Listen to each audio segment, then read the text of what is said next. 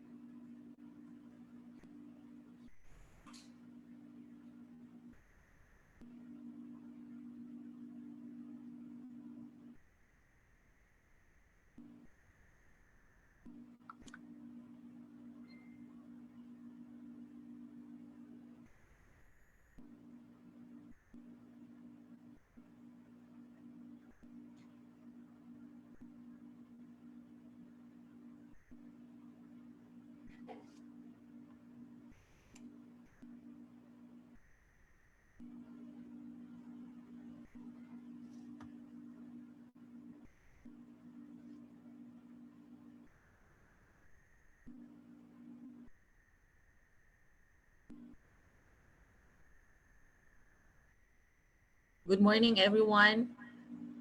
Welcome to the second webinar of UP-NCTS.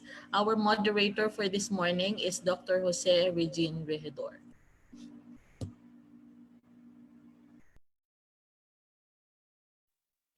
Good morning, everyone.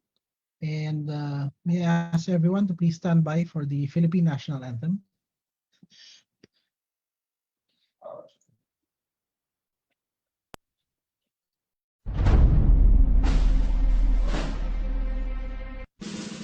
Mga kababayan, ang pambansang awit ng Pilipinas. Kayang magiliw, ay masaksihan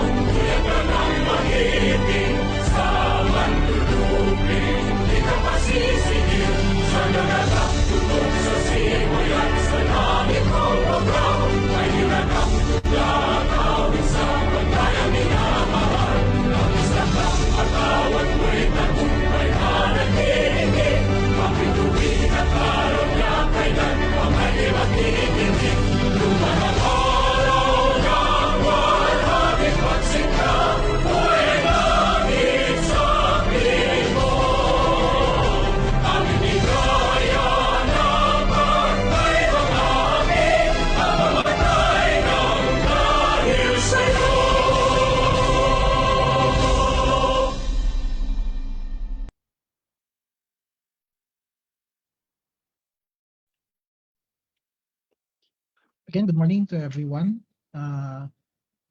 Welcome to our webinar series at the National Center for Transportation Studies. Today's webinar is about traffic impact assessment, a tool for sustainability. This is episode 2 of our series, and we are glad to welcome our participants from all over the country. And as I understand, and as I've seen from the greetings that we received from our participants, both on Zoom as well as on FB, Facebook. There are also participants coming in from abroad. No? I saw Qatar, I saw the US, I saw Singapore somewhere there. Welcome to everyone. Without further ado, may I ask you to welcome the director of the National Center for Transportation Studies, Dr. Ricardo Sigua, for the opening / welcome remarks. Dr. Sigua.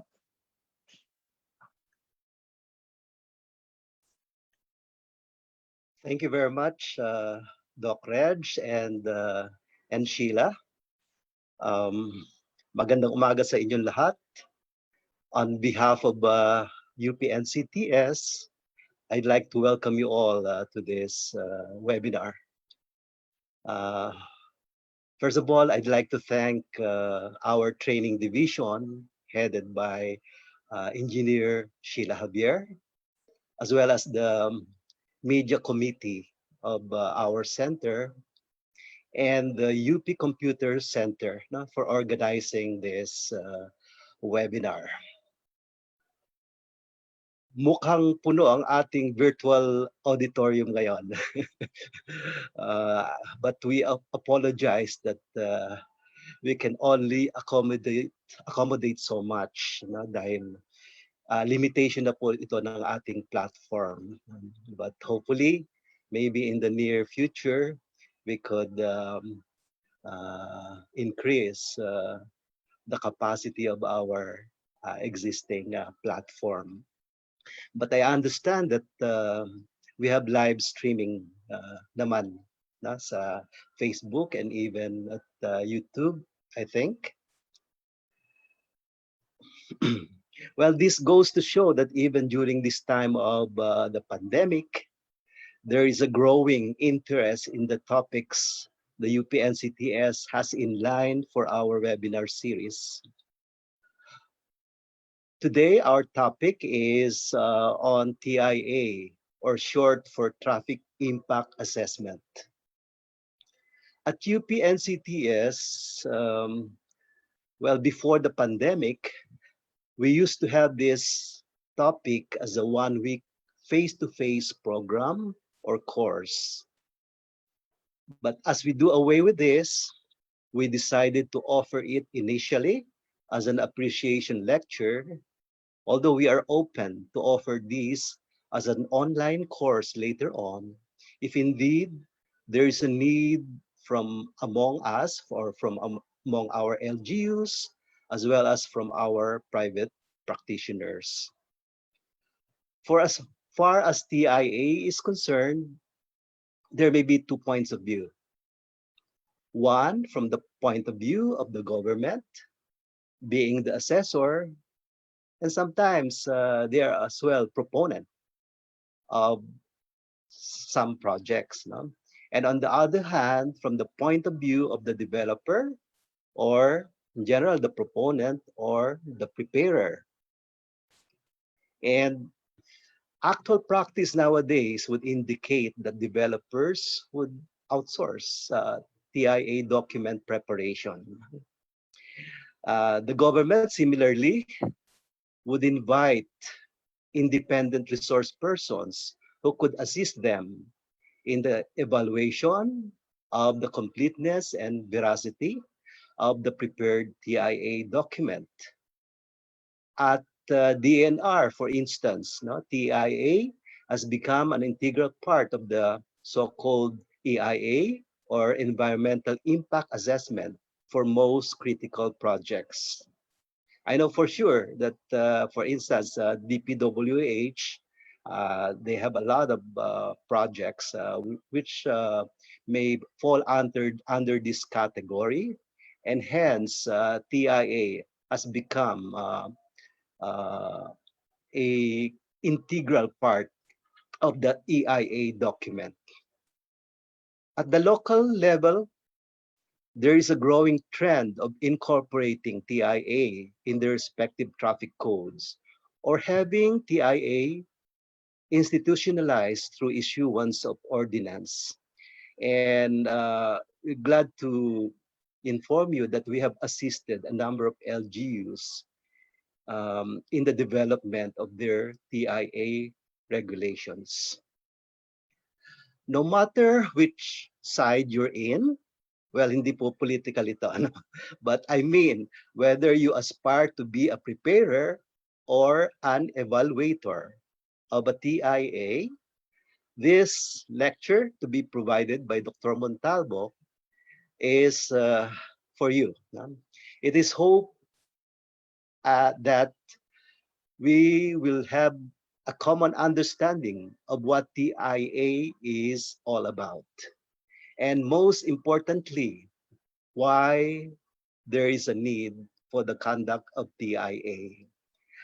Hopefully, we'll be enlightened by Dr. Montalvo on this in this regard. So with that, once again, I'd like to welcome you all, and may we have a pleasant morning with fruitful discussions. Thank you. Thank you, Dr. Sigua.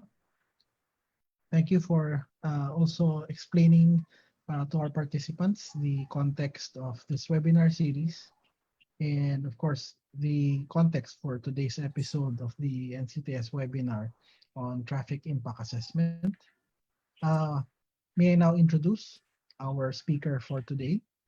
And our speaker is really no stranger to NCTS, considering that his career spans decades na ba, Dr. Montalvo? When he was a technical staff of the then Transport Training Center, eventually becoming the National Center for Transportation Studies. Our speaker this morning is currently a professor at the School of Urban and Regional Planning, where he has done research and advised students mainly on transportation. He has also been active in technical working groups, in interagency committees, and also as a consultant for various projects concerning transportation. And among those, of course, are projects involving transportation impact assessment. Help me welcome our speaker this morning for our NCTS webinar episode 2, talking about traffic impact assessment, a tool for sustainability, Dr. Crescencio Montalvo Jr. of the School of Urban and Regional Planning. Dr. Montalvo?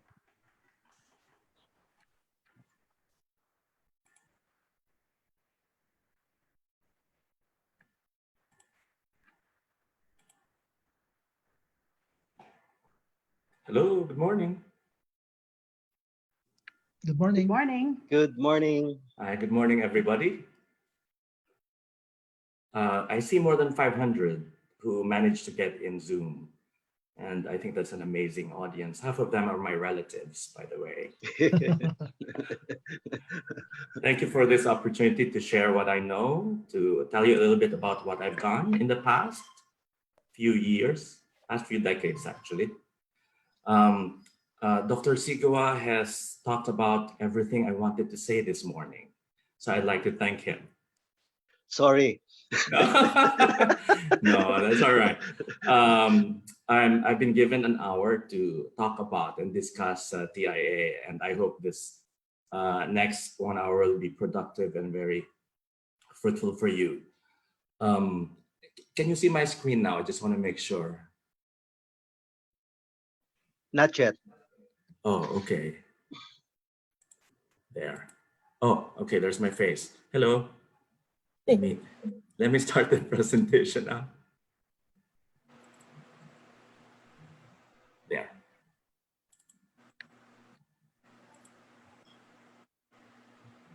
It's on now. There. Okay, I prepared a few slides of around 40, talking about and discussing the different aspects, different things about TIA. And we have branded this as TIA as a tool for sustainability. There are many tools for sustainability, but the TIA has the potential to be one of them.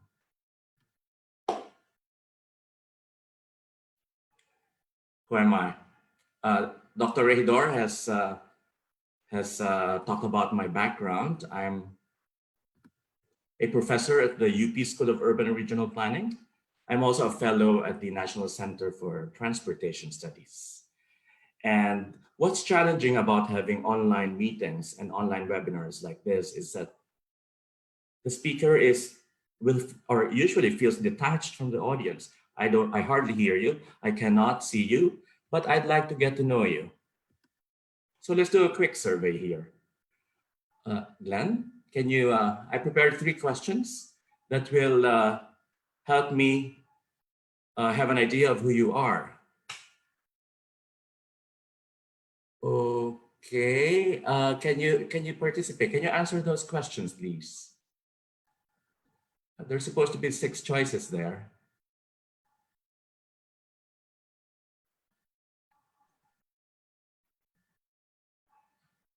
We cannot vote as panelists or hosts. Only the Right, participant. but there's supposed to be 6 choices there, actually. For a while, Doc, we'll Wala. check. For a while. Sandali lang po. 3 lang po.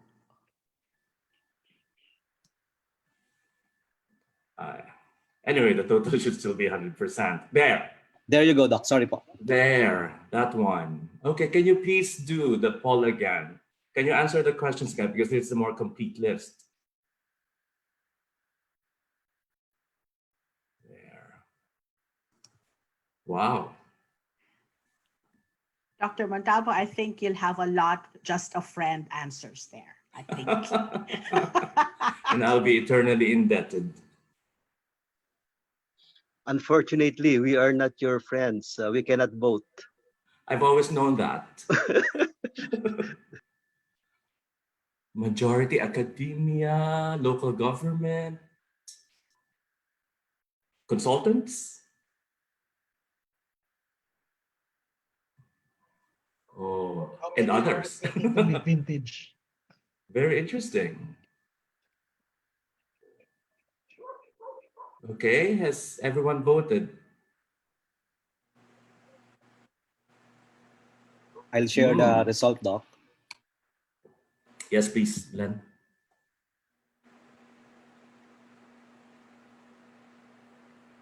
So that's the okay. Okay. Okay, so we have 21% from local governments, which is good. And then trailing closely behind is academia, 20%. And then consultants, 18%. National government agencies, 17%. 3% are my friends. Okay, thank you. Now let's move on to the next poll question. There's only 3. Can we move on to the second, please? You scroll it up. You scroll it can up, see Doc. that, Okay. Oops. we have a very young audience. How do I scroll up? The poll results that you see, you can scroll it up. There. Okay. Did you accidentally close it? Okay, there. Okay, this is the age profile of our audience. Majority for half, 21 to 30 years old, followed by 31 to 40, mga yappies. And then there's 1% vintage. Okay, and then next, where are you? Where are you right now? Half are in Metro Manila. 35% elsewhere in Luzon. Visayas, 6%, Mindanao, 7%, overseas, 3%. Thank you. So we have an idea of the profile of this webinar participants. Okay. Okay, thank you. Can you see my screen again now? Yes, Doc. Yeah, okay. Thank you. Thank you for that, Paul.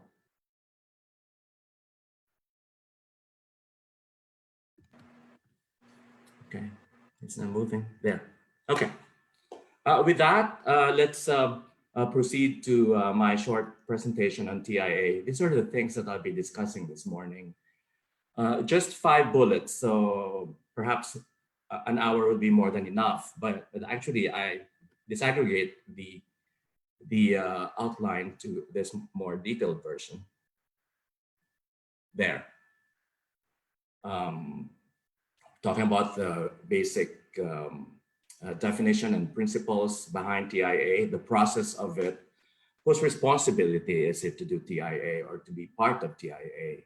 And also I'll be presenting on a quick assessment of TIA strengths and weaknesses and possible areas for innovation. And then I'll cap the presentation with my favorite question, Quo Vadis? Where do we go from here? Okay. Urbanization is a good thing, but it can also be bad. It is a double-edged sword. With urbanization, the triple bottom line goal of any city or community can be achieved: social, economic, and environmental goal of any city. In 2050, 2/3 of the world's population, 6.5 billion, will be urban. So we can imagine the scale and the magnitude and the intensity of opportunities as well as problems that are awaiting us. And there is a need to guide development to manage its impacts. Otherwise, the very development that we pursue will be the same thing that will kill us. Without management and control, social costs will be outweighed by the benefits. In TIA, there's a need to understand that basic principle of land use, transport, interaction, which just means that land use activities, human activities, create transport need. And whatever changes we create in transport can open doors for new land use activities. That interactive, even iterative relationship between the two should be very clear. And that is a guiding principle, a fundamental principle of TIA. There's also a need to understand potential impacts and identify interventions, which is the very reason, the rationale, the raison d'etre why we do TIA. And there's a need to proactively plan development in a wider scale, not a piecemeal approach. Now, what is TIA? TIA, Traffic Impact Assessment, is an evaluation of the potential effects that a particular development's traffic will have on the transport network in its impact area. By traffic, we mean movement or trip making. Now, the magnitude of TIA studies will vary depending on the type of development. Some developments are more intense than others. There are different kinds of development: residential, commercial, industrial, recreational developments, and so forth. And it's important to recognize that the kind and the level of detail, level of analysis that the TIA will involve be appropriate or suitable to the type of development being studied. The study will also depend on the size and density of development. A more intense, higher density development will create or generate more trips compared to a lower density development on a per unit area. Is it a high-rise condo, meaning with a very small footprint, you have intense trip making, compared to a sprawling subdivision, which on a per unit area may create a smaller level of trip making. The location of development or the project will also influence or shape the kind and magnitude of the TIA that will be done. Is it in a traffic gridlocked, intense central business district? Or is it a suburb, a quiet, tranquil, idyllic suburb? Or is it along a busy highway, etc.? The purpose of a TIA is to determine the traffic or trip making that will be generated by a proposed development. Let us bear in mind that the project is not there yet. It is a proposed project. And a TIA tries to calculate, tries to estimate, tries to determine the trip making that may be done by the project. There is also a need at times to, within TIA, identify the environmental effects of the traffic to be generated. This is traffic congestion, noise, air pollution, air quality impacts, etc. And also safety impacts of a development. And lastly, TIA aims to identify the appropriate mitigating schemes or measures that have to be put in place if the project happens.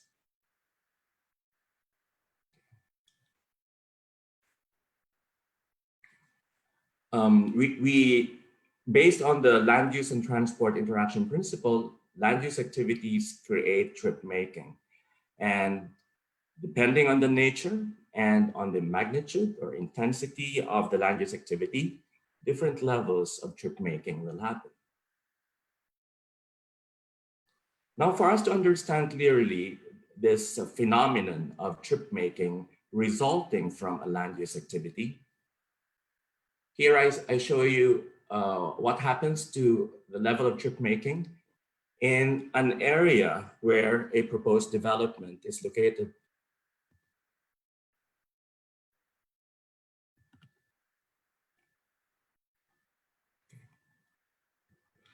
Okay, let's bear in mind that the project is not yet here. It is something that will happen in the future. So TIA tries to understand the future traffic volumes that may emanate or result from the proposed development. And we recognize that future traffic volume is equal to existing or baseline traffic plus the trip making that will happen even without the project. We call that natural traffic growth, resulting from population growth, economic growth, increase in car ownership. And in addition to that, you have the traffic or trip making to be generated or created by the proposed development and other developments. That is the principle behind TIA, that in the future, when the project is there, this is what may happen. Okay. TIA answers the following questions. Will the new project have impacts on traffic on any existing residential streets, and how those impacts will be mitigated? By impact, we mean, well, technically, we mean the change in what we call the level of service of the transport situation in the area. The change in the level of service is what we refer to as impact. TIA also answers the question, will the new development aggravate any existing safety hazards or create new safety hazards? Will the proposed development, or can the proposed development be served by public transport? TIA will also answer that. We recognize that public transport is a viable, is a sustainable intervention that is among the options for addressing the traffic impacts of any development.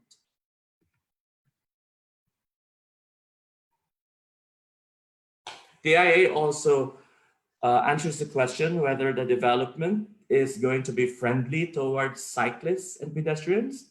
Let's recognize that walking is an important transport mode, and so is cycling. And we saw that in the past few months when during the pandemic, we're still under it, the bicycle became a very important and viable transport mode. And in a way, that's one of the gifts that the pandemic created, because it has highlighted and it has brought the bicycle and walking to the forefront and now considered as a very important transport mode, something we cannot do without. TIA also answers the adequacy of parking. It also assesses whether the proposed driveways of the project are needed and how driveways will impact on the external road networks. Driveways, in a way, can be considered as streets that are perpendicular to the major road. Another question that TIA answers is what transport improvements are needed? What interventions improving public transport, improving the road network, travel demand management measures, etc., are needed to mitigate the expected impacts of a new development. And lastly, well, one of the last questions that the IA answers is, how much will these proposed interventions cost, and who will be responsible?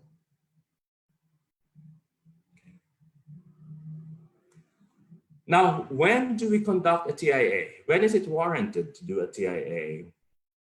The TIA guidelines in the Philippines, as I will talk about more elaborately in due time, is patterned after the US Institute of Transportation Engineers guidelines on TIA. Now, the warrants of TIA are the triggers, are the conditions, are the situations which call for the conduct or which call for a TIA. One is when the proposed development is expected to generate 100 new vehicle trips during the morning and afternoon peak. There is focus on TIA on peak hours, because if the problem can be solved during the peak hours, then it must not be an issue the rest of the day. Another warrant for TIA is when the proposed project is expected to affect already congested areas, resulting from traffic levels of service deteriorating to D. But isn't the whole Metro Manila level of service D? Anyway, any deterioration, expected deterioration, would warrant the conduct of TIA. Also, if the area is expected to become an unsafe area, having accident black spots, that is a clear warrant for TIA. These are the thresholds set by the Institute of Transportation Engineers of the US, on which the local TIA guidelines are based.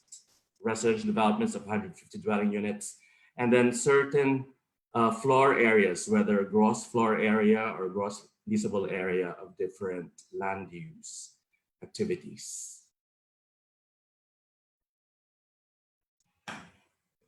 A TIA is typically appropriate for the following local processes: zoning and rezoning application, land subdivision application, the HLURB, the Housing and Land Use Regulatory Board, a national government agency, requires that the TIA be done for residential subdivisions 30 hectares or more. Also for condominium applications, the HLURB does not yet require condos to do TIA, but an environmental impact assessment, which may be required by the DENR, that's the Department of Environment and Natural Resources, Environmental Management Bureau, EMB, may include a TIA in the EIS, Environmental Impact Statement Protocol, or in the EIA process. There are other occasions when TIA is required. Now let me show you a brief history of TIA in the Philippines. Probably the earliest time the concept of traffic impact studies became part of our radar was in '79. I just graduated from high school. Through PD 1586, Presidential Decree 1586, which is really about the establishment of the Philippine Environmental Impact System, Environmental Impact Statement System. And there's some discussion there of the need for doing traffic studies. And over the years, the method has evolved, and it is still evolving. In the early 2000s, framework and guidelines for TIA in the Philippines were developed with the support of JICA.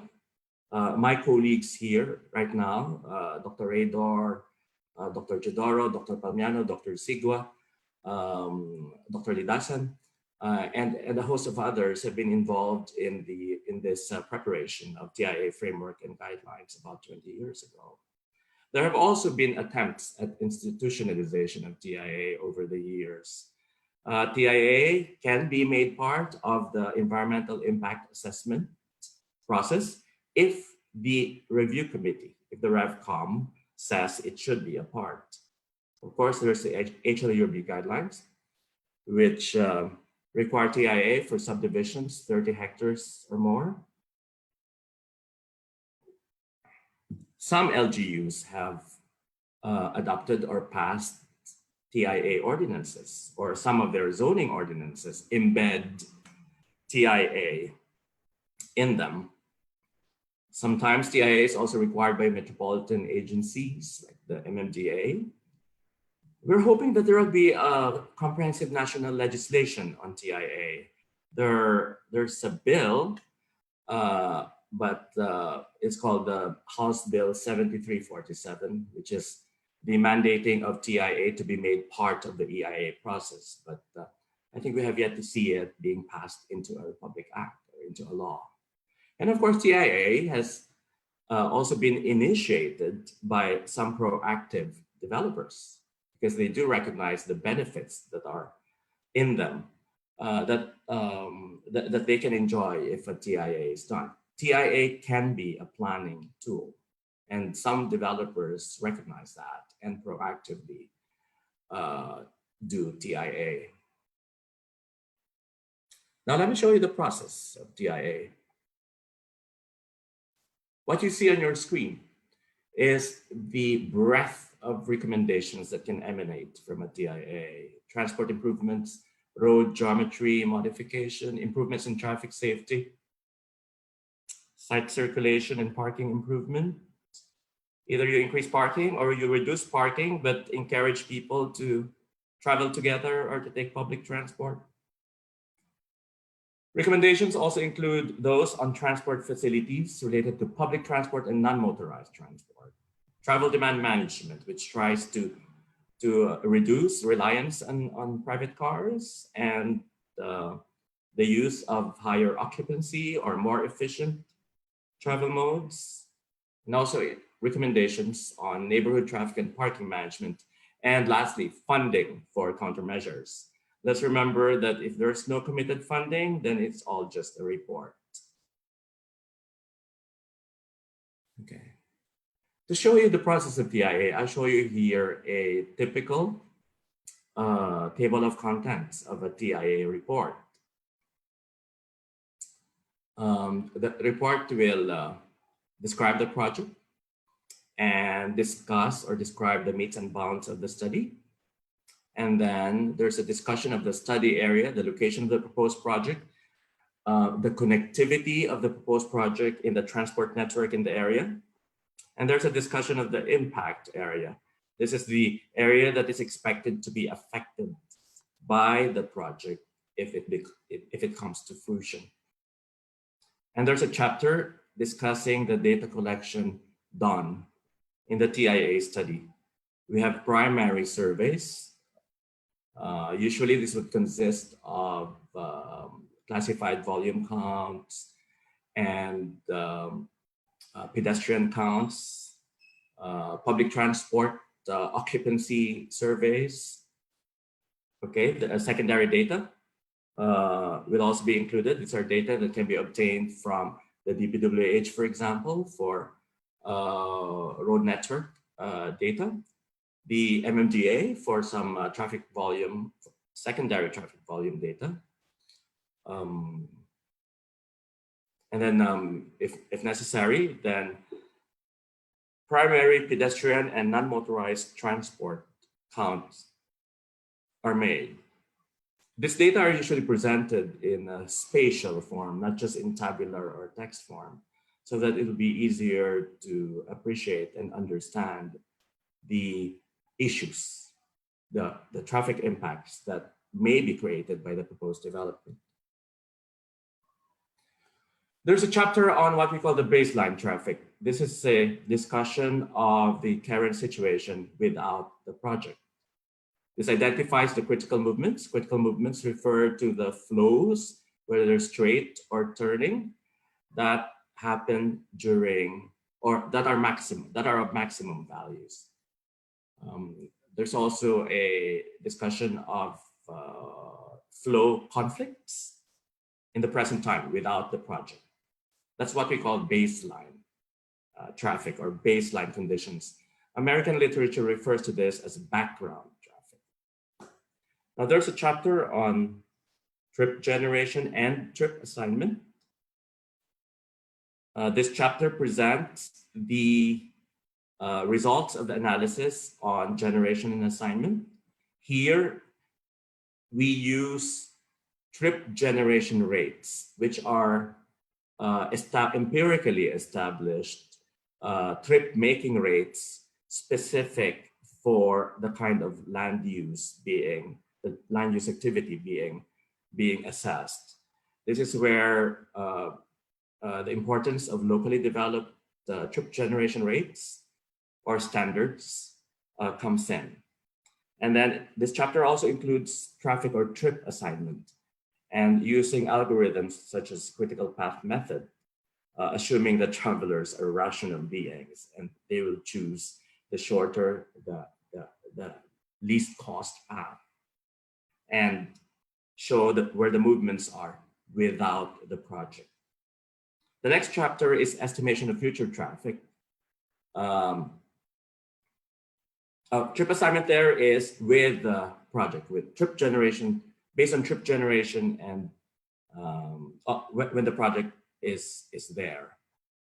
And then the next chapter is traffic forecasts. And there, in this chapter, the expected future level of service without the project and with the project are presented. And the comparison of the level of service without and with the project is actually what we call traffic impacts. And then there's a chapter on traffic analysis. There's capacity, road capacity analysis. So here we have, we use volume capacity ratio as a basic metric. And there's intersection analysis. We analyze the level of service of intersections based, for example, on the level of delay per vehicle. And there's traffic analysis of the site and analysis of the parking requirements of the project. And then lastly, there's recommendations. Recommendations are usually categorized into traffic engineering and traffic management recommendations. Recommendations on public transport, pedestrian facilities, internal circulation within the project complex, recommendations on parking, and other recommendations. This must be the basic minimum, I should say. And depending on the nature and the magnitude of the project, this table of contents of the TIA can be expanded. Now, I've been talking about level of service. This is traffic level of service.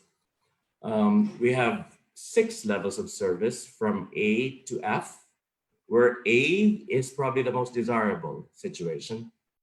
It's a condition of free flow with high speeds and low traffic volume. And the worst, the other end of the spectrum, is level of service F.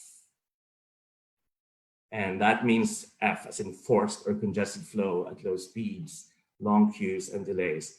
And on the third column in that table, you see the numerical values, numerical ranges of what we call volume capacity ratios. This traffic volume divided by capacity of the roadway. That's what VCR or VC ratio stands for. And the image on the right, you will see that it is rather antiquated. And my choice of that antiquated image is actually deliberate, as you shall see later. You see how levels of service A to F show the deterioration. How you see the images showing the deterioration of traffic levels of service from A on the upper left to F on the lower right.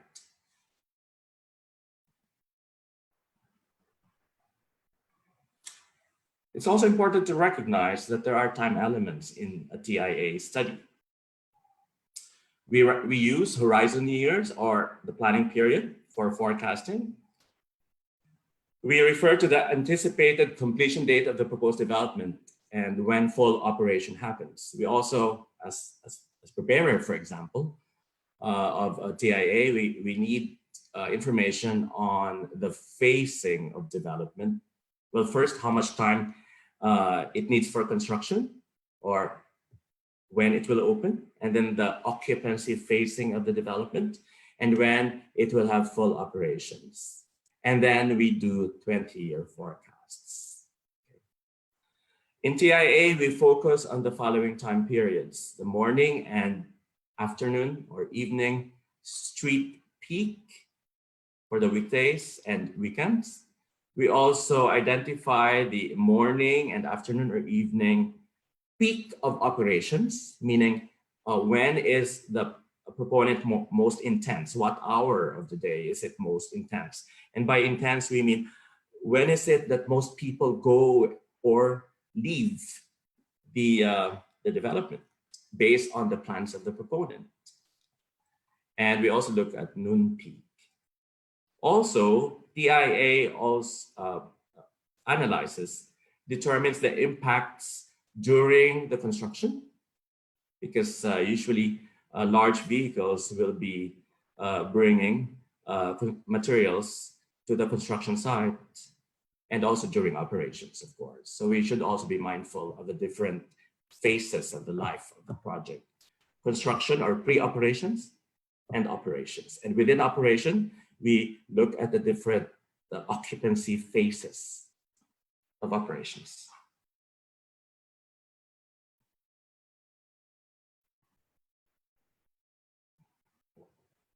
Are you still with me? We're here. Yes, Yep. we're here. We're here. Thank We're you. here. Okay.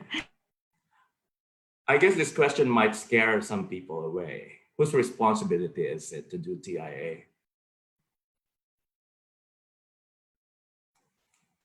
There are 5 actors in the whole ecosystem, if you will, in the whole ecosystem of a TIA. There's the government, which usually serves as the regulator and evaluator of TIA studies.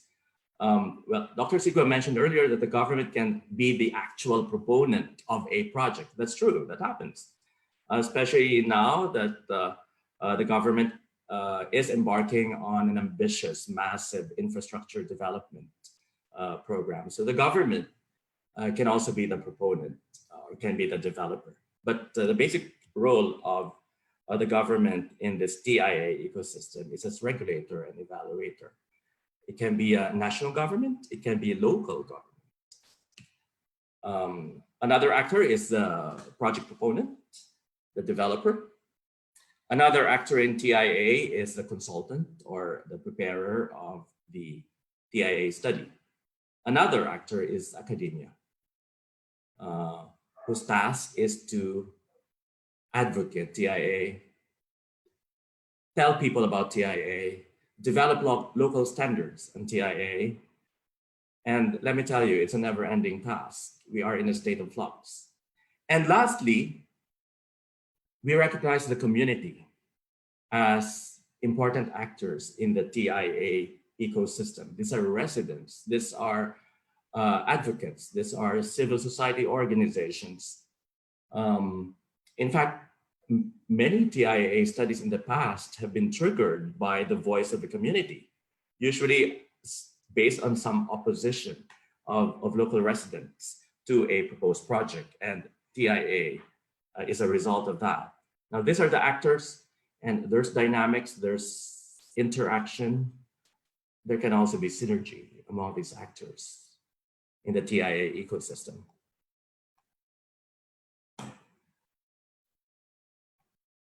Okay. Now, TIA can happen as part of the bigger environmental impact assessment protocol.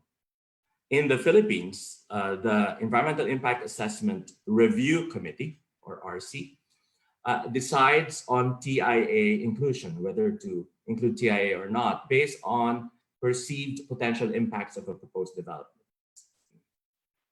Now, the EIRC, RevCom composition, is dependent on the nature and character of a proposed development. whose EIA is being mandated. So it's important that there be capability for the DNR and Environmental Management Bureau and the EIA RevCom in understanding potential traffic impacts of developments. Now, the government is one of the important actors. All those five are important, by the way. And within the government phrase is the local government. And we know that local governments prepare planning documents for their areas. It's a cocktail of planning documents. We have the comprehensive land use plan, the comprehensive development plan, the zoning ordinance, and sometimes the TIA ordinance that local governments do. Now, all these plans should be anchored on the master plan of the local area. And the master plan is shaped by the vision of the city or the community, the mission, and the specific targets of local communities. The zoning ordinance, which is a legal tool to make things happen, details allowable and encourage use of activities at various locations within the territory of an LGU. Now, having a TIA ordinance is an option for LGUs, and it is something that we are strongly encouraging. It can be a standalone TIA ordinance, or it can be something embedded in the zoning ordinance of LGUs. Now, how many LGUs have an existing TIA policy, either a standalone TIA ordinance or part of a zoning ordinance? You can quickly see the names here of the LGUs, and I have a table here. This table is the result of a scan or survey being done by some NCTS colleagues, Engineer Sheila Javier and Mr. Vallarta. And you see here around 15 LGUs. This is as of December 2019 with some kind of TIA policy, either as a standalone TIA ordinance or TIA embedded or part of a zoning ordinance. This is around 15 LGUs. And how many LGUs do we have? How many cities do we have in the Philippines? We have 146 cities, 33 of which are HUCs, highly urbanized cities. 5 are independent component cities and 108 are component cities. So this table shows about 10% of our cities in the Philippines. Okay, let me now move on to a quick assessment of what I think are the strengths and weaknesses of the existing TIA. First off, let me say that the practice of TIA, the technology behind it, the protocol of TIA that we have is in a state of flux, and it should be, because urbanization is in a constant state of flux. There's new issues coming out. The issues that we are dealing with now were not as important before as they are now. So it is a dynamic thing, and we are continuously working on the fine-tuning of TIA, not just the academia, of which I'm a part, but involving all the 5 actors of the TIA ecosystem. Let me first talk about the LOS concept, or level of service. You see there on your screen a Batangas Balisong. I'm from Batangas. And it is a double blade, as it's called, I think. It's a double-edged balisong. Because LOS, similarly, LOS can be both good and bad, or it can be good or it can be bad. At least the traffic level of service concept. As some brief history of LOS, this concept was developed in the era of interstate highway construction in the US from the 50s to the 90s. So the focus really is volume capacity ratio of these highways. So the LOS concept may be more appropriate for highways and not necessarily for urban or local streets. And it may lean towards capacity expansion recommendations, something that are usually very difficult to do or very expensive or not sustainable to do. I say may lean towards, but not necessarily or automatically so. And they're not intrinsically bad. But it's important to recognize that there are other interventions aside from capacity expansion that we can consider in mitigating traffic impacts of developments.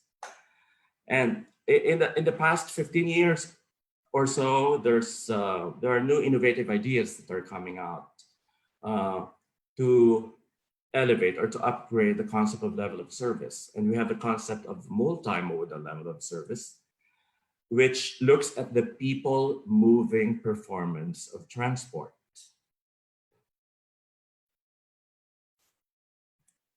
Here we see a multifaceted concept of level of service, which includes level of service for non-motorized transport, as well as level of service for motorized transport.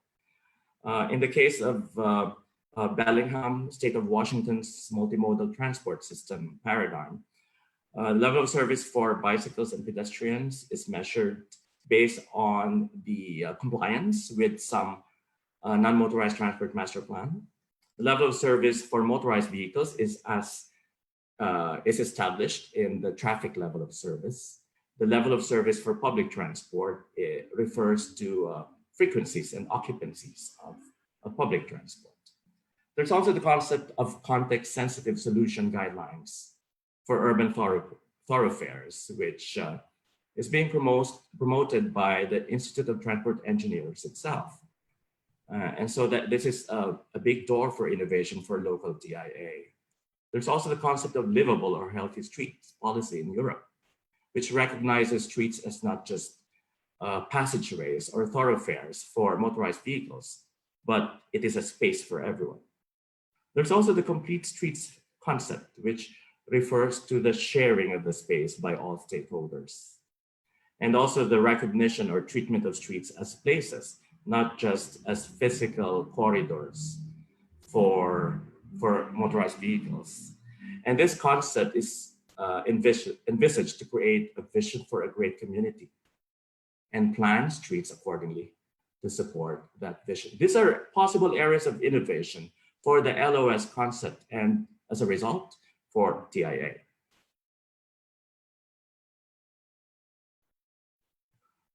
TIA should also consider the principle of giving importance to people and not necessarily vehicles.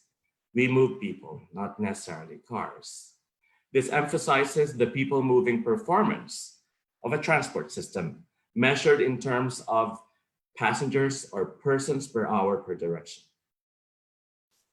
Now, this highlights the need for a master plan of the city so that we get to avoid the piecemeal approach to planning.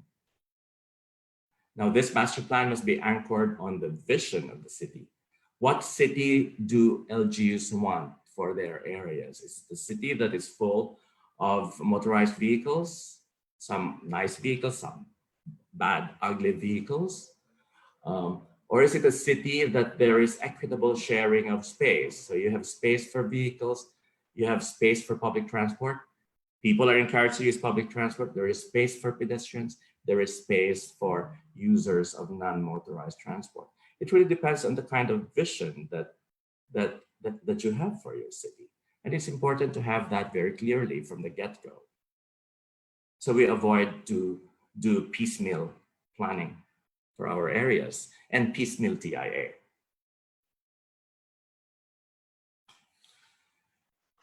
I think there's a need for constant fine-tuning of TIA and mainstreaming of TIA. There's a need for continuous development of local standards. And by local standards, I mean local trip generation rates and also local thresholds as warrants for TIA. Our colleague, Dr. Regidor, has been involved in researches on the development of local trip generation rates. So maybe later he can answer some questions local trip generation rates.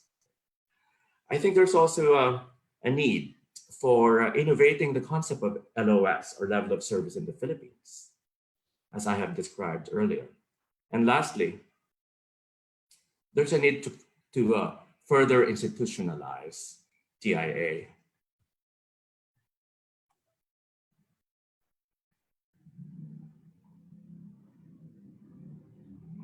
Having said all that, where do we go from here? We go to lunch. No. There are many directions we can take from here, and we should be taking from here. One is the institutionalization of TIA. TIA is not just required by law, it's a national law, but really dependent on the EIA or RevCom. Although I have to say, and the DNR EMB deserves this recognition that over the years, there's been a greater and a fuller appreciation of potential traffic impacts and developments. And as a result, EIA RevComs do mandate the inclusion of TIA in the preparation of the environmental impact assessment study. I think there's a need for national legislation for TIA. There is at least one attempt I've come across with. This is the House Bill 7347, sponsored by Congressman Akop, institutionalizing the TIA within the EIA framework. So it just doesn't leave it to the discretion of the EIA RevCom. I think there's a need for the HLURB, which is now the DSHUD, or part of the DSHUD, the Department of Human Settlements and Urban Development, to require TIA not just for subdivisions, but for condominiums. In fact, condo developments are more intense than sprawling residential subdivisions. Although the current HLURB guidelines as a requirement to the granting of permits or permit to sell for condos is there be an EIA if the DNR EMB so requires it. Now, traffic impacts are things that happen at the local level. So there's a need for LGUs to have a TIA policy. It can translate to either a TIA ordinance or a TIA policy embedded in their zoning ordinance. And then lastly, there's a need to have or to develop capacity for evaluators of TIA and preparers of TIA. And that is part of the mandate of the NCTS. And the NCTS has been offering trainings on TIA for preparers as well as TIA for evaluators, mostly government agencies, national and local government agencies. Where else do we go from here?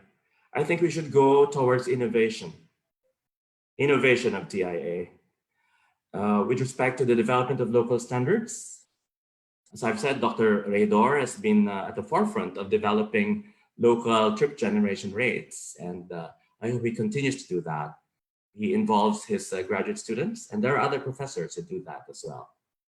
And also the innovation in the concept of level of service, expanding it to go beyond the traditional traffic level of service, but also incorporating the level of service pertaining to the people moving capacity of the transport system. That is a topic that I've been advocating among my graduate students. I'm dangling it as a very interesting and very promising thesis or dissertation topic. So if there's any of you in the audience looking for a topic, this is a very good and timely topic for master's and PhD. Lastly, where do we go from here? The 5 actors in a TIA ecosystem must be playing their part. There's a government, who is usually the evaluator of TIAs and the regulator of development in a local area. there's the project proponent, the developers. It's best if project proponents are proactive in wanting to do a TIA even without mandates from regulators. There are some property developers who have been quite proactive, and they have contact. We have worked with quite a number of them in the past. And one reason why they do TIA, aside of course from the statutory requirement, is that they use it as basis for identifying what interventions they need to make their place or their project a success. Because no developer would want a project that is inaccessible or that is so congested people cannot get to it. The community, the consultants, before I go to the community, the consultants are there. They should be technically equipped to do TIAs. To do TIAs with the highest level of technical standards and integrity. And of course, there's the community whose voice can be the trigger or can be the guide for the conduct of TIA. And then there's the academia, who are in constant search for new knowledge and for innovations, specifically on local standards and thresholds for the conduct of TIA. And I think all the 5 actors, or among the 5 actors, there's no one more important than anybody else. The 5 actors in this TIA ecosystem are equally important. On that note, I end this presentation. This is an image of a very intense area somewhere in Mandaluyong, Makati, and beyond. And you see the kind or how intense chip making can be in this area. But it can also be very beautiful. Thank you very much for listening. Thank you, Dr. Montalvo, for that presentation. And at this point, we'd like to open the floor for the open forum. But instead of asking people to unmute themselves and ask the questions personally, what we will be doing is more reading or synthesizing the questions that were posted on the Q&A button of our webinar on our platform. Yeah, let's allow Dr. Montalvo to take a sip of ano ba yan, kape ba yan or tsaka? Tubig? Lambanog. Wala nang liquor ban, ano? No. My colleagues here will be ready to answer your questions. Thank you. Yes. And I would like to invite Dr. Sigua to join us in our mini panel. Okay, me, Dr. Montalvo, and Dr. Sigua, as we try to answer some of the questions. I think I clicked something that is quite a very, very basic question, no? In relation to TIAs. Hindi ito yung mini stroke na TIA. Ito yung TIA na transport impact assessment. Okay, very basic question. There's a concern regarding local trip generation rates. Dr. Montalvo mentioned my name kanina about the development. Maybe we can ask Dr. Montalvo and Dr. Sigua, who also has been involved in developing trip generation rates. What trip gen rates do we use? Do we use the ITE rates, or are there local trip generation rates that can be used for TIA analysis? Maybe Dr. Montalvo first. Okay, thank you, Reg. There are some local trip generation rates, not a complete list of or set of trip generation rates. I acknowledge Dr. Regidor for embarking over the years on the development of these rates. The trip rates for residential, for condominium developments. I did some trip rates for industrial parks. Dr. Sigua has also developed some local trip generation rates.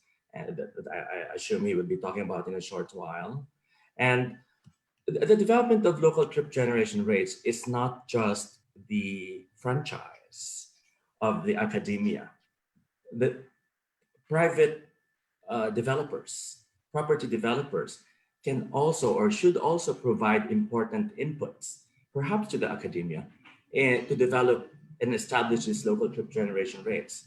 For example, one of the leading property or mall developers in the country has been very generous in sharing with us at NCTS their, their observed trip generation rate. They told us that for every square meter of gross leasable space for their mall developments, there's 1 foot traffic per day.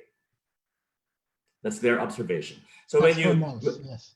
that's for malls. And that's why you may notice when you go inside a mall, the security guards have people counters, foot traffic counters with them. But now they have thermometers instead of people counters. But that is a simple but important input for the development of local trip generation rates. Rick, Dr. Sigur? Okay, thanks, Dayo and Reg. Well, actually, I'm looking at my book. I well, I actually have a study way back in year 2000, no? And it is included in one of the chapters of the book Fundamentals of Traffic Engineering. So this is as far as trip generation, and this is more specific to the city of Bigan. So I did surveys on TripGen, and I think for small cities or towns, you may adapt this. Although, again, as I've said, it was the study was done maybe 1999 or 2000, but there may be a need for updating, no? And uh, but I found this the values. I'm sorry, I don't have the chance to share it now to you. But if there is a need, no, from among you regarding such data on TripGen for small towns or cities, then either you buy the book or you you just ask me for a maybe a PDF of that specific part of the book. We also, I think, together with Dr. Biloria, and I don't know if you know Dr. Biloria, who was with UPNCTS before. We did some studies on portion of Makati as well. And for instance, in the for the Filinvest City, we applied such trip gen rates, because of the I think the magnitude of development that was done in Filinvest City. Mhm. Yeah, let me add to that there are local researches. I think Dr. Montalvo mentioned some researches that we did before. Some graduate students at UP attempted to derive trip generation rates for malls, for example. But one thing about doing the surveys, the data collection required to come up with the rates that you can find published in the ITE trip generation rates manual, is that they require a lot of data. Kailangan mo mag-survey ng isang linggo, ideally 24 hours, no? 24/7 na survey, so that you can capture the variations for trip generation throughout the week, during the peak hours, during the typical weekday, during the typical weekends, no? Iba pa pag Sunday, no? And in order for us to come up with those trip generation rates, we need the resources as well as the cooperation of the different establishments for us to get the data. Kasi yung data dito, usually regression kasi yung pag-derive ng mga trip generation rates eh. So hindi pwedeng isang data point lang or dalawang data point lang tas connect the dots, di ba? So we need substantial data, iba-ibang sizes siguro ng offices, iba-ibang populations ng mga schools, iba-ibang mga sizes ng mga malls, no, for us to be able to come up with reliable trip generation rates. But we try to make do with what's available. And kung wala, ayun, balik tayo sa ITE and then maybe later we can do some validation. Okay? So yun yung siguro sagot dun sa una nating tanong. We're trying to group the questions. Our staff are trying to help us dun sa Q&A. There's another question. I think partly nasagot dun sa presentation ni Dr. Montalvo, but again, we would like to ask who can prepare, sign or seal yung mga TIA? Are they supposed to be independent reports or can they be part, for example, of an EIA and then the environmental planner who prepares the EIA will be the one to sign, of course, siya yung magsasign, magsisil ng EIA report? It can work either way. If it's part of the bigger EIA study, then the EIA preparer actually signs it off. And then internally, of course, the TIA preparer signs it off. If it's a standalone traffic impact study, it is the preparer that signs it off and submitted to the assessor or the evaluator, usually the local government or a national government agency. Follow up dun yung qualifications daw. Ano ba yung qualifications ng preparer? Does he have to be, let's say, for example, an environmental planner? Does he have to be a civil engineer or a traffic engineer? O, let's say, for example, baka economist siya. No? Ano ba yung typical na qualifications ng preparer natin? Well, as far as I know, there's no official prescribed qualification of a TIA preparer, but it's important to see the need for a comprehensive appreciation or for a preparer to have a comprehensive understanding and appreciation of issues. So an ENP, an environmental planner, can be a good preparer if he does understand the basic transport land use principles that are involved in TIA. Civil engineers, environmental planning includes at least four areas of specialization, of course. There's transport planning, there's public works planning, environment and natural resources planning, and estate planning. And you can be an economist, you can be a civil engineer, you can be a mathematician. As long as you have a strong grasp of land use transport interaction principle, then you can be a preparer. And there are guidelines and outlines. Can I add familiarity with the guidelines? Can I add into this? Yes, sir. Because well, there are seemingly some regulations with regard to the practice. One of which is the PICE, specialization, and we know that one of the specializations under PICE is transportation engineering, and one of the practices there, or maybe sub-specialization. I say transportation is very wide, and we have transportation planning, traffic engineering, and other subspecialty within transportation engineering. And in the manual of PIC, it's stipulated that it is a practice of the traffic engineering profession.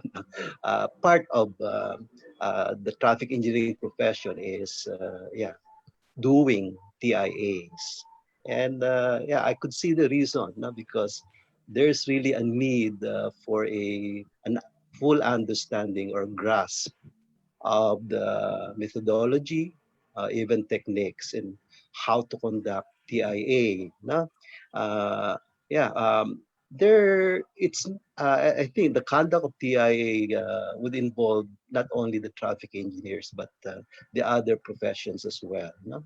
Um, uh, because the impact could not be just purely on traffic alone. So there's a need to maybe uh, compose a team, no, to work on a particular TIA. Okay. So even I think I've been a revcom of DNR for some projects, and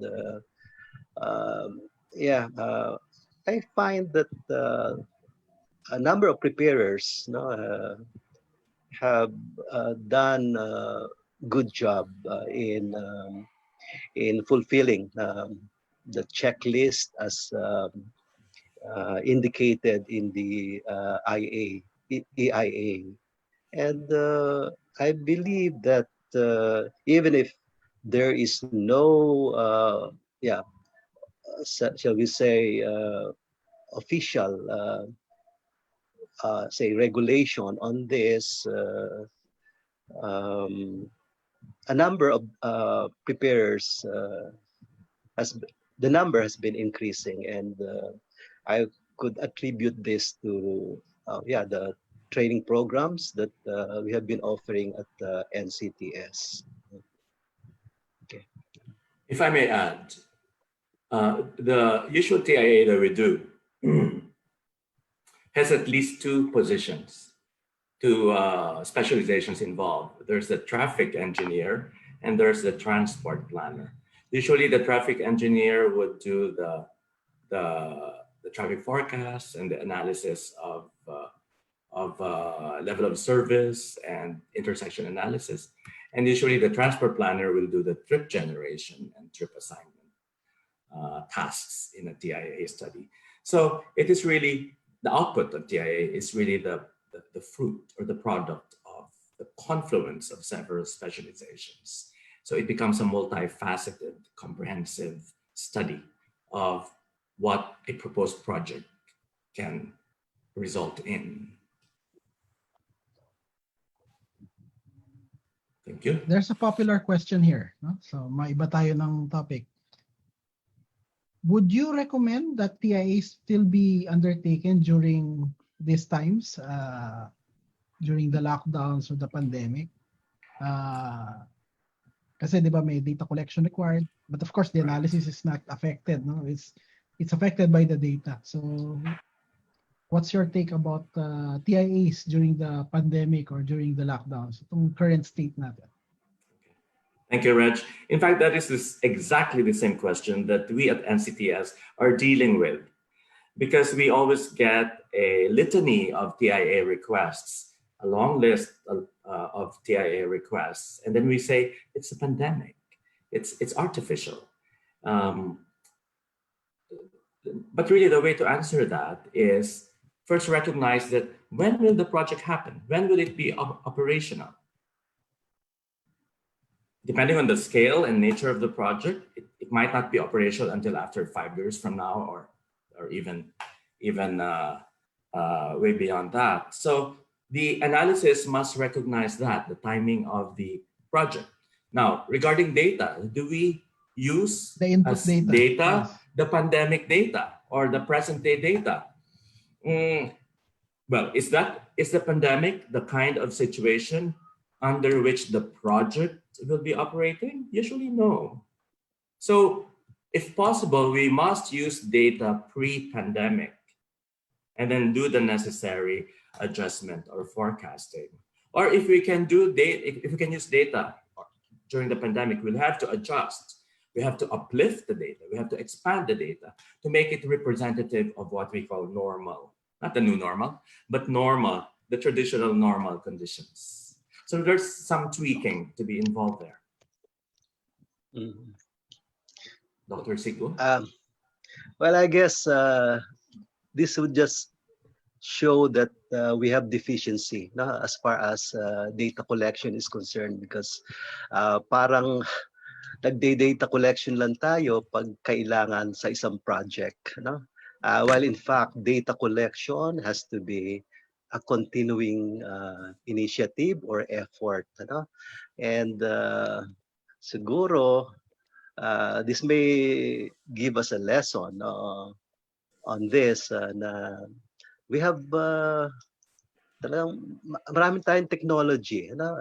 In particular, the use of ITS for data collection, ano?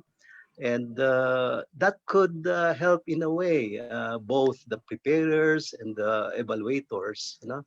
Kung up to date lagi ang data natin, hindi yung laging per project basis, ano?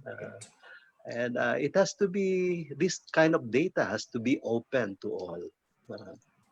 So yan, as Doc Dayo has mentioned, nangangapa tayo, no? Whenever may project na ganito which would require TIA, walang baseline data na magagamit, no? So this Kaya could kailangan give, mag-collect lagi, ano? oo, it has to be a continuing activity, no? Data collection. It has to be institutionalized. Yeah. Yes. So if local government units have that data, they collect regular data collection, then that can be baseline data. If that data, for example, was fairly recent, pwedeng gamitin yon, no? For analysis. So if there's a proposed development and then ngayon lang siya kino-consider for analysis or assessment, you can use the data from last year, no? If it's reliable enough, no? Next question. Ito, magandang question to. Kasi in your presentation, you mentioned, diba, TIAs of proposed malls, for example, offices, residential buildings, no? Yung mga public works projects ba, like for example, roads and bridges, or let's say for example, itong MRT projects natin, subway projects, do they require a TIA? And then, kung government ba yung project na yon, no? Like for example, yun nga, Metro Manila subway, no? Let's say a new tollway, will that require a TIA? They are required a TIA, usually as part of the EIA. Let's remember that during construction of this massive infrastructure, they create considerable traffic impacts. So there must be a study to identify those potential impacts. So they are required TIA. How about yung mga policies? Ay, Dr. Sigo muna, sige. Yeah, I mean, that's correct. No? And we should be looking at the impact during construction, no? As well as during when it goes on operation. How about yung mga policies? Follow-up question.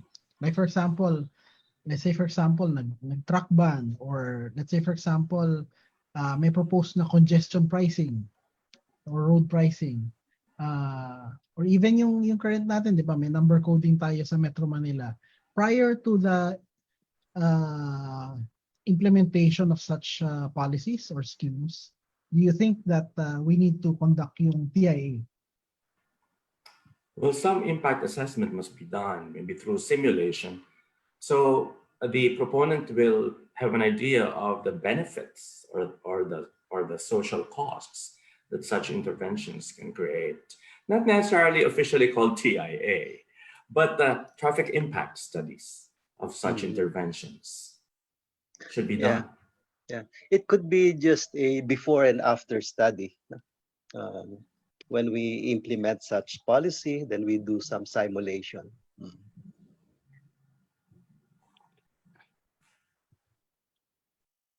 Itinan ko eh. So follow-up din doon kasi may TIA na nagawa. What's your take about traffic impact fees? Let's say for example, merong traffic impact assessment, maybe negative yung magiging impacts ng isang project. Pero kailangan pa rin ituloy yung project na yon. So, pwede bang ang LGU ay mag-impose ng traffic impact fees as a way for, I don't know, not really penalizing but maybe mitigating yung magiging impacts na yon? The imposition of traffic impact fees, or TIFs, is a way to guide development.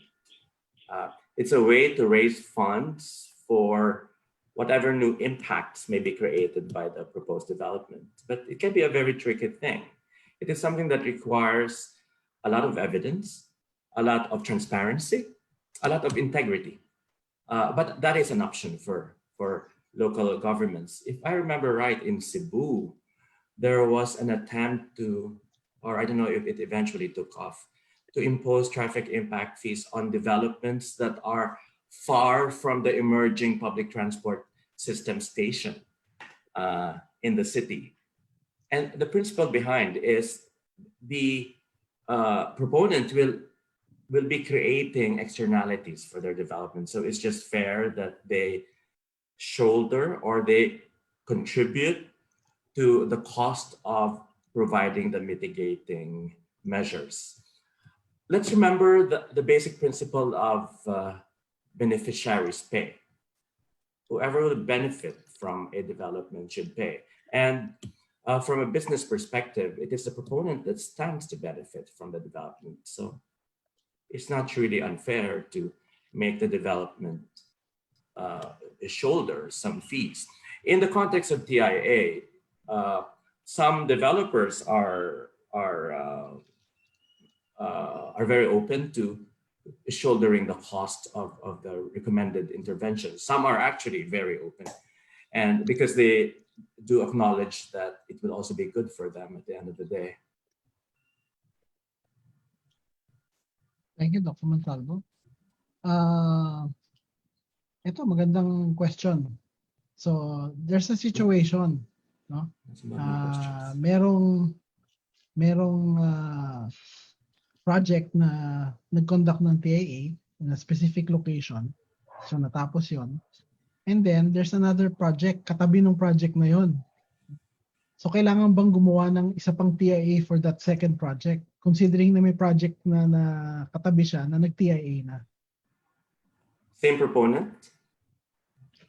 Probably different. It doesn't matter. Pwedeng same, pwedeng different, di ba? O, ano ba to? Tower 1, Tower 2? Up to Tower 10. Yeah. Oh. That's a tricky question, really, because TIA or traffic impacts can be cumulative, and they are cumulative. That's why it's important to, at the outset, have a clear idea of what will happen in the area X years from now. So it's important for, in the local context, it's important for the local government to have a master plan that gives them an insight of what will happen in the future. So the local government must know that in the future, ito yung areang to, yan ang itatayo dyan. Kung may isa na nagtayo, may idea ang local government na, oh, there's still room for more. So that our approach to understanding the impacts will not be piecemeal. So it's important to have that big strategic vision of an area from the get-go. Kasi nga traffic impacts are cumulative. Okay. So dapat mag-TIA. Pero preferably dapat may vision na to start with for the area.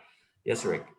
Yeah, if I may add, I guess it's the big task of the assessor, no, or the government side to be aware of these developments. You know? They can easily check what has been done. Say maybe TIA has been submitted, but it's all up to the assessor, no, to say that, oh, you haven't considered the development that will be happening in that area. Because it's very important that we should look at the area which may be, say, impacted by a development. You know, I'm not so sure. Lumabas kasi ako kanina because of another meeting, but if I may share, I'm sorry to say that, but multitasking tayo. If I You're may forgiven. share, Okay. Uh, can you see this slide? Yes, yes, Yeah, yeah. yes. It's very clear that if we have some development site, we should be looking at the adjoining areas. It's the TIA should not be just focus on our development. Meaning, maybe a developer ask us to look at this specific development, but we have to look at some, I think, 500 meters, but it would depend. No? One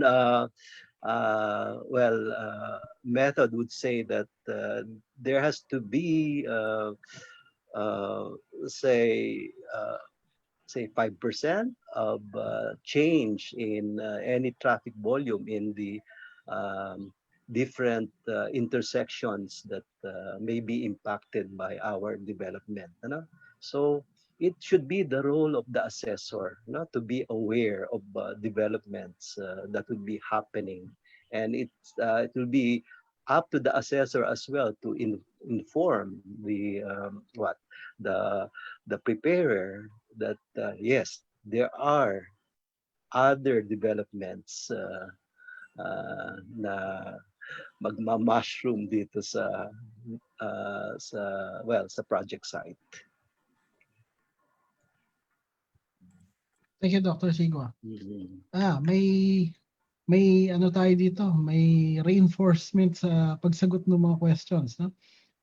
Thank you, Engineer Villarete, and happy birthday nga pala. Oh, From Happy Engineer birthday. Villarete, the former city administrator of Cebu City, no? For TIFs, yung traffic impact fees, it's not just penalties but rewards as well. No? If a proponent is penalized for causing a negative impact on traffic and transport, there must be a mechanism for other developers who are undertaking projects beneficial to transport and traffic to be rewarded as well. So in many ways possible, tax breaks, lesser requirements for parking, etc., those can be incorporated as covered by those traffic impact fees. No? Kasi syempre kailangan din ng government or ng local government ng resources para ma-mitigate yung mga negative impacts ng mga developments natin. Yeah, we still have time for a few more questions.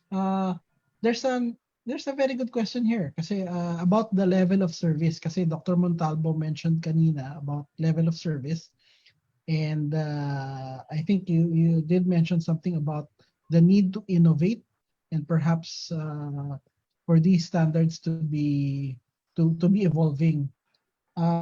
There are questions, no? Kung relevant pa ba itong mga LOS na to or outdated na ba sila? But I think we need to contextualize that. No? I think Dr. Montalvo presented LOS for roads. Ang level of service criteria po kasi natin, iba-iba eh, marami yan. No? May level of service din tayo for public transport. May level of service din tayo for pedestrian facilities. So I think we should not be limited to just one definition of level of service. But yeah, Dr. Montalvo, Dr. Sigua, what would be your take on the use of LOS no para sa mga assessments? Can I start? Okay. Yes, Yeah. please, sir. It has been a practice since time immemorial uh, as far as level of service is concerned. No? But there are actually moves on redefining what LOS is. But whether it's LOS or something else, what is important is we do some form of analysis. Especially for most of our TIA say task, we largely deal with congestion or bottlenecks at intersections.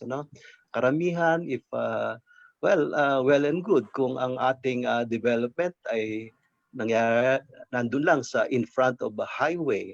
But kadalasan, most of these developments would be within a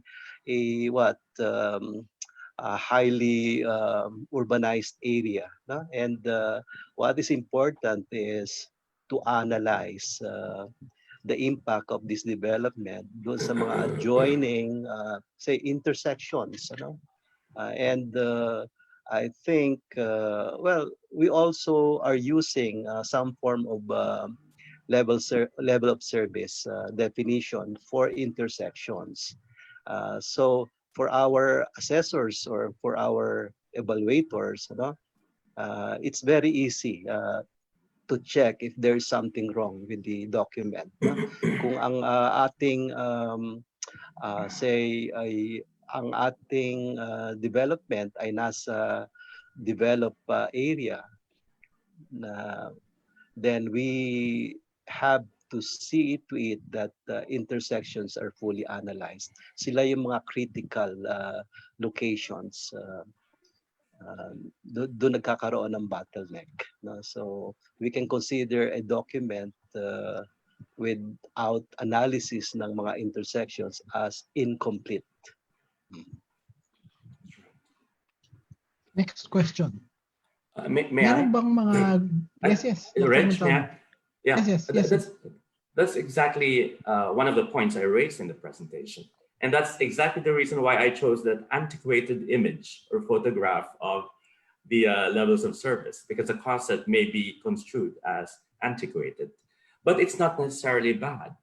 The traffic level of service is still useful, especially if the preparer of TIA is also an advocate for sustainable transport. And I think it is best that that be a guiding principle in doing TIA, that public transport, non-motorized transport should be considered as viable interventions to mitigate traffic impacts. In addition to the traditional concept of traffic level of service, I briefly talked about the multimodal level of service, which also incorporates public transport and non-motorized transport as metrics of level of service. For public transport, it's occupancy and frequency.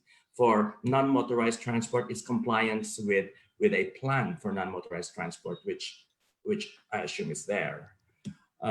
So that is part of the innovation that should happen, widening the perspective that we take on level of service beyond the traditional traffic level of service, which is very good and very important, but we should also recognize that there are other dimensions to level of service. Ito, magandang question. Follow-up question naman. Hindi pala follow-up to. Separate question. Who should monitor yung TIA? No? Particularly yung kung na-implement ba yung mga recommendations. Should that be the LGU? Should that be the EMB? Should that be national government? Well, there are 5 actors in the TIA ecosystem. And actually, each of those actors has a role to play in monitoring compliance with the commitments made by the proponent. The LGU is always in a position to monitor and appropriately or accordingly impose rewards or punishments, because that's part of their mandate. Depending on the project, perhaps if it's a national government project, then the DNR EMB or the secretary of the DNR has the mandate to impose penalties for non-compliance in the commitments made in the EIA, which may include TIA commitments. The civil society, the community will always be there.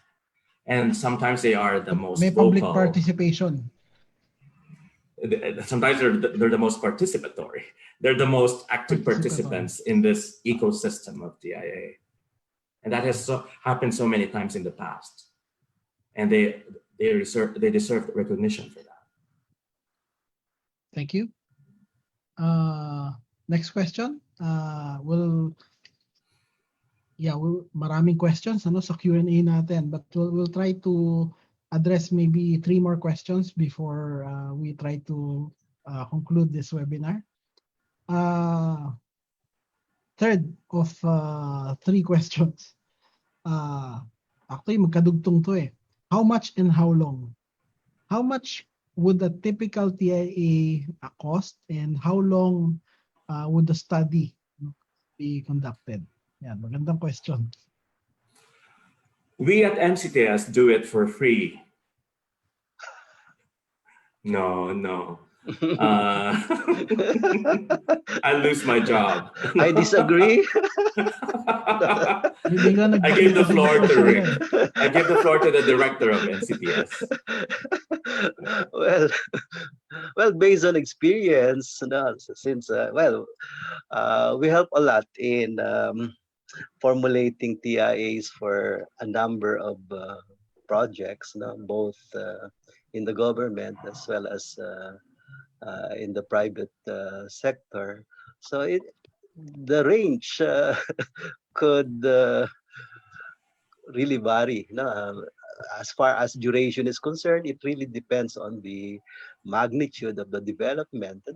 If it's just maybe a condo, no? Uh, uh, uh, what or a commercial establishment within a highway, it may be a lot easier, no? To analyze compared to a commercial or development within a highly urbanized area. No? So because there are a lot of data needed, the analysis would be more complex. No? So it could range maybe from 1 month to say 3 to 4 months, depending on the magnitude of Scale. Scale of development. scale of development. Kasi yun nga, yung data collection would really depend on the scale. As far as the cost, Reg, I think you can help. But anyway, it could be just from kasi kapipirma ko lang, kapipirma ko lang ng mga ibang request or proposals. It could be from 200 to less than 1 million. Depende sa scale ng Depende sa scale ng project. Yeah. And it depends on who you ask.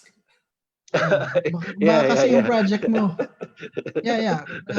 Magandang question kasi merong nagtanong nga dito paano daw kunyari let's say industrial park. So malaki yung scale ng project na yon, probably marami yung entrance and exits, no? So malaki yung scope, malaki yung impact area na kailangan i-analyze. Pero let's say for example, isang multi-story building siya sa isang kanto, di ba? So iba yung impact area nun. So yung data collection nun iba rin. Definitely that can be conducted over a shorter period of time compared with something as large as, let's say for example, siguro kunyari 1,000 hectare development, di ba? So ibang usapan niya, medyo malawak yung pag-aaralan doon. Tapos kunyari yung mga roads, no, na pang-access doon sa development na yon, marami-rami rin. So marami-rami ka ring pag-aaralan at i-analyze. Okay? Another question, magandang question dito. Regarding institutionalization, kasi kanina may list si Dr. Montalvo na mga LGUs na may mga ordinances, no? So do you think that the national government, or let's say for example, there should be a national law requiring TIA such that yung mga LGUs natin siguro i-adapt na lang yung law na yon sa kanilang mga ordinansa. Kasi ngayon parang kanya-kanya, no? You mentioned kanina merong may bill pero hindi yata naisulong yung bill na yon. Oh, na traffic.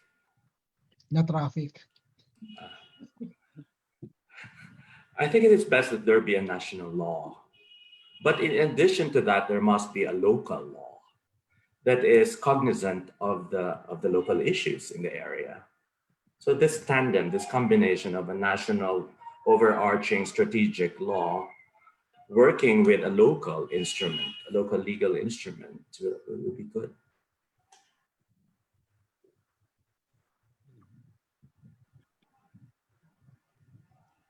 Binabalikan ko lang yung mga questions. So maraming questions, and thank you for your questions. Unfortunately, we cannot answer all these questions, but We can, we but we do don't have the our time. yeah. We can't answer them live, no? But our staff are taking account, no? Noting the questions, and what we plan to do after this webinar is to come up with an FAQ, no? Of sorts, okay? Where we will try to answer each of those questions, and we will share that siguro hindi lang sa Facebook pati dun sa NCTS webpage, homepage, no, we can share yung answers dun sa mga questions na to. The webinar is being recorded. So we will be sharing the recording also later. So yung mga na-answeran natin live, siguro pwedeng ma-review kung na-cover na yung ibang mga tanong. Marami pang questions na pumapasok pero we're trying to answer. Some of them we will try to answer on by typing the answers. The others, yun nga, hindi na natin ma-accommodate live, no? So maybe some final words from Dr. Montalvo before we conclude the open forum. Thank you very much, Reg. I think if I were to choose only one message to impart in closing, I would underscore the importance of the TIA ecosystem involving the 5 actors whose roles have to be fulfilled, not just to make TIA happen, because TIA is not an end in itself, but really to improve our chances of having sustainable communities at the end of the day. So there's the government, national or local, there's the developer, there's the preparer, the consultant, there's the community or civil society, and there's academia. Thank you, Dr. Montalvo. And thank you din kay Dr. Sigua kanina for helping us dun sa ating open forum. At this point, may I call on our training director at the NCTS, Engineer Sheila Javier, to promote some of our upcoming activities. Sheila? Hi, Doc.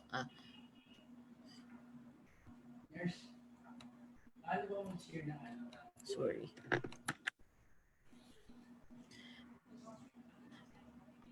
Good afternoon na ba? Good afternoon, everyone. Anyway, these are the upcoming webinars of NCTS. We have Transport for the Better Normal, which will be discussed by Dr. Jose Regin Regidor. This will also be this October. We are just finalizing the date. And also we have Bicycle Facilities Planning and Design Part 2. So this is the second part of the bicycle facilities planning and design. He will be focusing on the planning and design guidelines. We will have Professor Tetsuo Yai from TIT in Japan. This will be on October 7, 2020 from 2 p.m. to 4 o'clock p.m.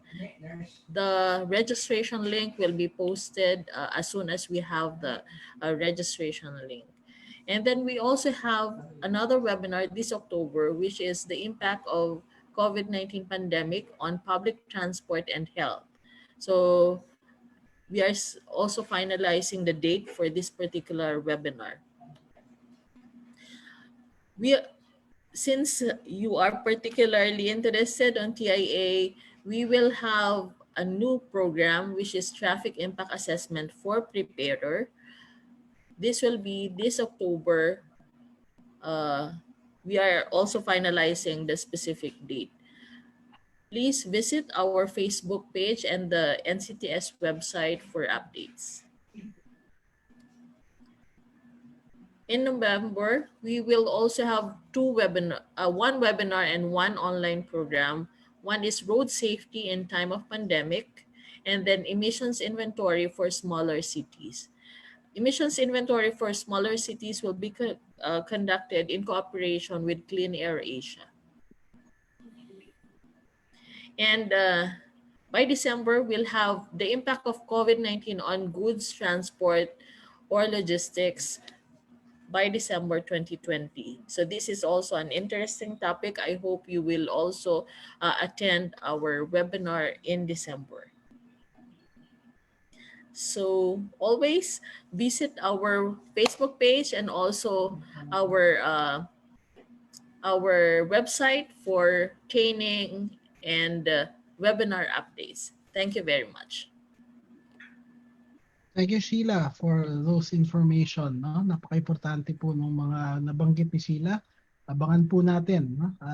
Watch out for those webinars and online training programs that will be rolling out at NCTS. Thank you, Sheila. And at this point, I will call on another Sheila, the Sheila with an H, with two H's pala. Yeah, welcome back, welcome back. May I call on for our concluding remarks, the former director of the National Center for Transportation Studies, also a faculty member at the School of Urban and Regional Planning of the University of the Philippines. May I call on the current Assistant Secretary for Planning of the Department of Transportation, Sheila Napalang. Thank you very much, Dr. Rihidor. I actually wanted to ask all the participants, all the 500 of us, to unmute themselves and give Dr. Montalvo a rousing applaud. Unfortunately, I was told that cannot be done. So therefore, I would like to ask all the panelists to just unmute yourselves and just please give Dayo a rousing applause. Right. Thank you. O sige, unmute na kayo. Thank you. All right. Again, you know, if it's Dayo, it's something that would titillate your brain and would stay with you even after the talk. But I'd like to just say, you know, all the technical terms, but I'd like to say that when you talk about TIA, it's also a story of marriage. It's marriage between land use and transport. Because what happens in land use will affect your transport system, and what happens in transport will affect your land use system. So I think if you think about TIA, you think about it from the perspective of connectivity. They're, you know, symbiotic. What happens in one will affect the other. And just like in any other marriage or relationship for that matter, it's important for you to know the characteristics of your partner. So for instance, Dayo was talking about the type, the size, the location of these developments. This would eventually affect your, you know, your transport system. And understanding these characteristics will somehow make the relationship or the system itself run smoother and safer. I also like to just emphasize, because a lot of the questions focused on, you know, smoother flow. But one of the upside of doing a TIA is actually ensuring that the system remains safe even when the development is happening. Now, again, just like in any marriage, there are rules of engagement. So Dayo also talked about when do you want to do a, you know, when should you do a TIA? So he wrote that. I'm not going to repeat that, but there are warrants to doing a TIA. So some of the I'm not an expert so, on marriage anyway. No, on warrants. We're now on warrants. So for instance, you talk about warrants. When do you do a TIA? So there were questions actually. Do you do a TIA for columbaries? Do you do a TIA for cemeteries? There are questions. I saw that. So there are warrants and when you will do the TIA, which will then guide what you will do. Again, the focus earlier on the questions were all mostly on transport. So they were talking about antiquated low level of service. But you know, the bottom line for TIA is what the economists say is the potential Pareto optimality. Ano bang ibig sabihin nun? Ang high words, no? Ang highfalutin. Pero ang ibig pong sabihin nito is that nobody would be worse off than before the development happened. So what TIA does is it looks at what will change. Will people still have access? Will pedestrians still be able to walk? Will cyclists and those who use public transport still be able to access the development? So it's really about looking at accessibility even when the development is already happening. So, therefore, gusto kong iulitin lang po, no? Kasi parang ang dami-dami pong tanong sa yung motor vehicle. Pero sa dulo po nito, is TIA is all about moving people, which is the highest definition of transport. You know, it's all accessibility, that people are able to access what they need to access. Not necessarily traveling, but can access it. So, in closing, Dayo said, and this is Dayo's favorite, Quo Vadis. Yeah, he likes that very much. And I can't even say the raison d'être because I have difficulty in saying that. But Quo Vadis, where are we going?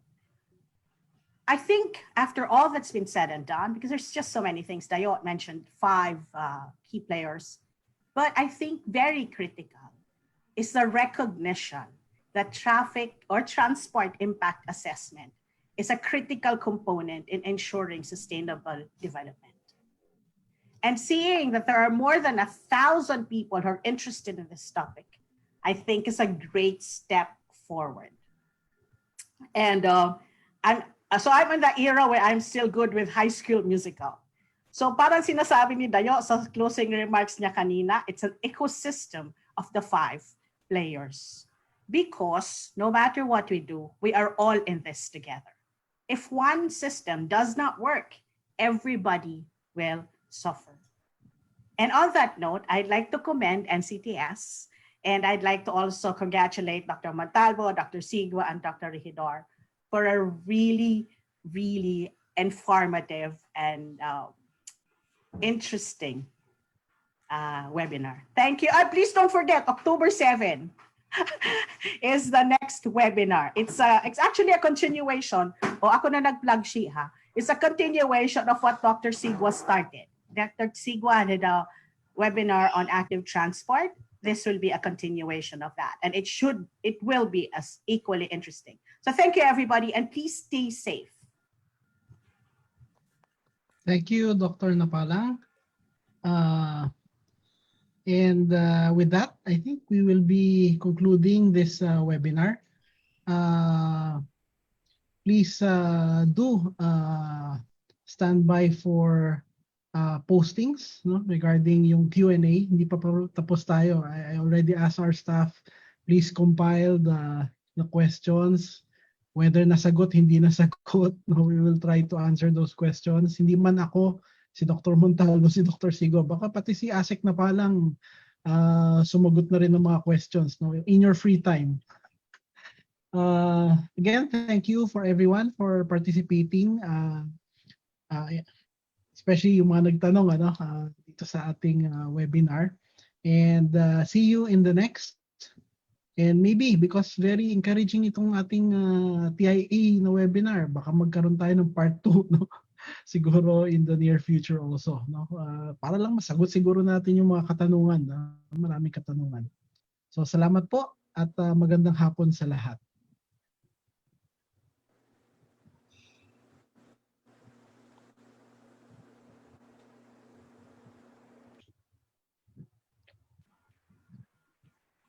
Thank you.